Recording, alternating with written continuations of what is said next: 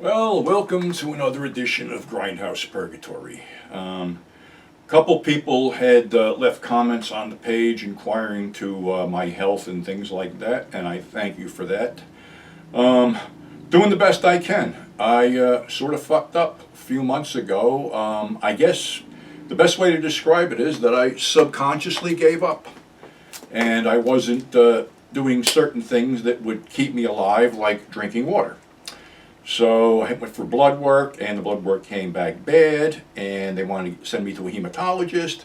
But it just winds up that I basically ain't taking a lot of water, and now I got to drink like 6 or 7 bottles of this shit a day. Not that it's shit; it's life-giving. But unfortunately, because of all the bullshit that was going on with, you know, the old Grindhouse Purgatory, some bullshit, some friends who turned out not to be friends and things like that, it sort of got me into a depressed state, and I guess, like I said, I subconsciously gave up. So I'm doing better now. I had a second blood test that's starting to come back. But I got another one in a couple months, and like I said, I'm drinking as much of this as I can and peeing my fucking brains out in the process. But like I said, trying to get better. And I got to bring something to everybody's attention because I don't like fucking my fans. I don't do that, and I try not to let other people fuck my fans. But right here you'll see is the first 3 issues of Grindhouse Purgatory, which I took off the market. And the reason I took them off the market was because by issue 4 we had hit our stride, and we were up to like, I think, 100 pages. And these were only around 50 or so pages, and I was doing some stupid bullshit in them, which I don't do anymore. So I figured the best way to alleviate the whole thing was to put out the greatest hits issue, take these off the market, and go from there.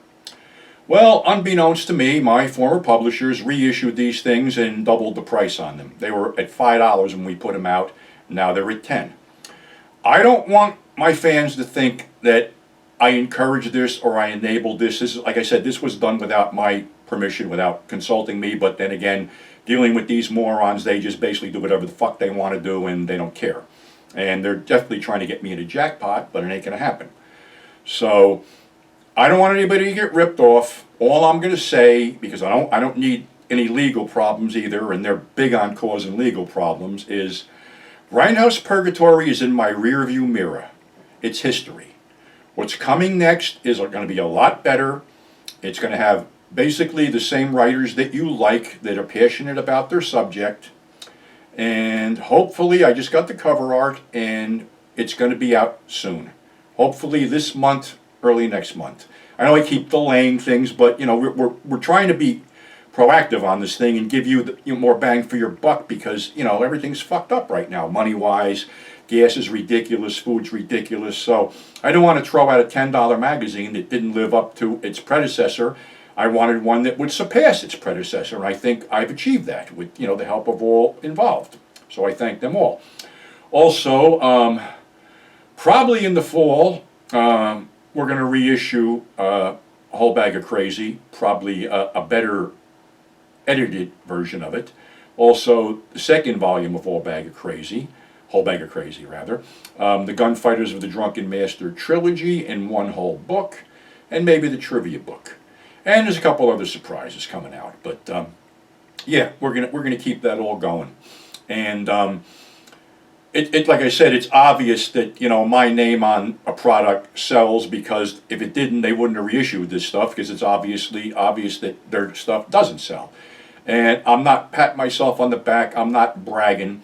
I'm just stating a fact, because if my stuff didn't sell and what I do didn't work, I wouldn't be doing this right now.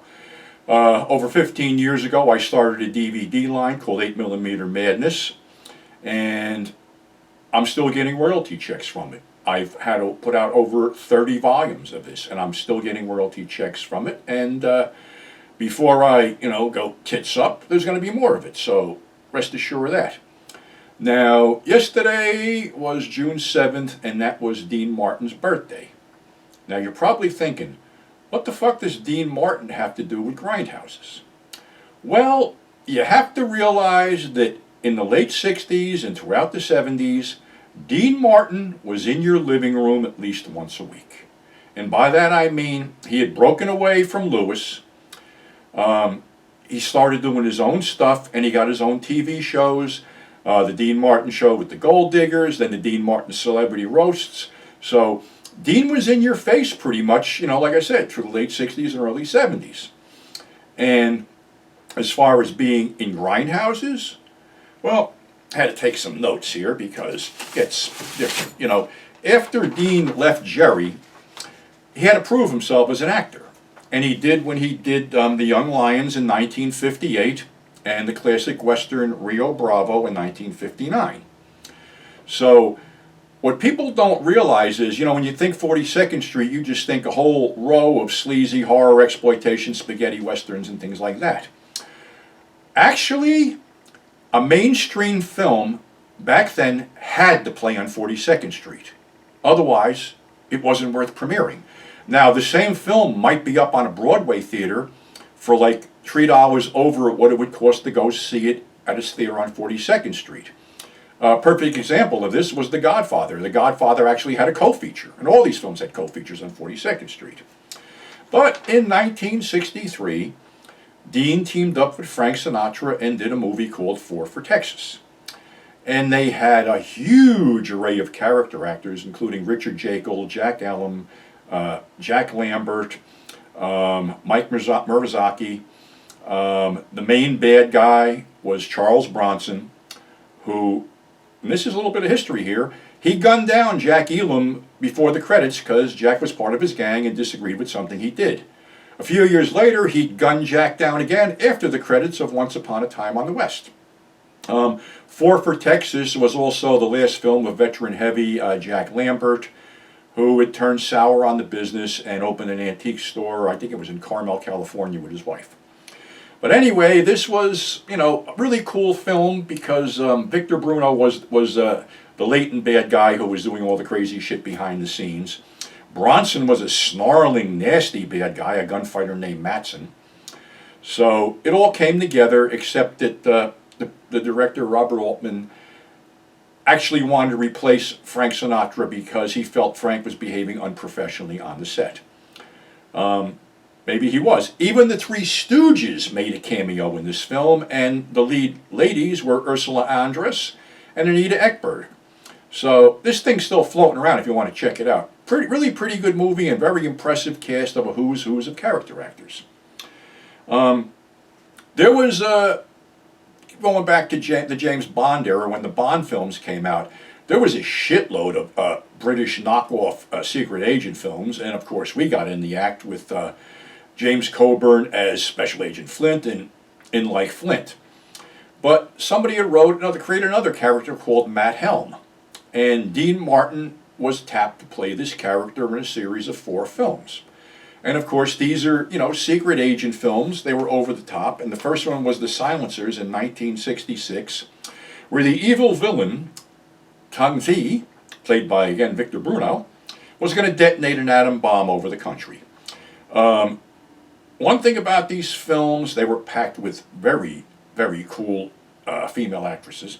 Stella Stevens, Dahlia LaVey, and also reoccurring roles were James Gregory as McDonald, Helm's boss, Beverly Adams as Lovey Craves It, and these characters only lasted for the first 3 films. Along, also in the Silencers was Heavy's Robert Webber, Richard Devon, and Roger C. Carmel, and Sid Charisse was in there. The next one was Murderer's Row, which had Carl Malden as the main bad guy, and Tom Reese's Ironhead, this villain with a plate in his head, and Anne Margaret as the love interest. And these films, really drew crowds on 42nd Street and other grindhouses because, like I said, another thing that, attracted us to Dean was that Dean drank, as we all did back in the days. Now, whether Dean was faking it or whether he was really sloshed, that's up for conjecture. But all we know is this guy drank like a fish, like we did, and we embraced that fact. In the middle of these things, he did a Western that was out of character for Dean because he played a heel, Alex Flood, as a sheriff who took over a town and just decided to do whatever he wanted. And basically, he owned 51% of all the businesses in town. And he was trying to get Gene Simmons' business, and she had brought in John McIntyre and George Papard as retired lawmen to help her out with her stagecoach business.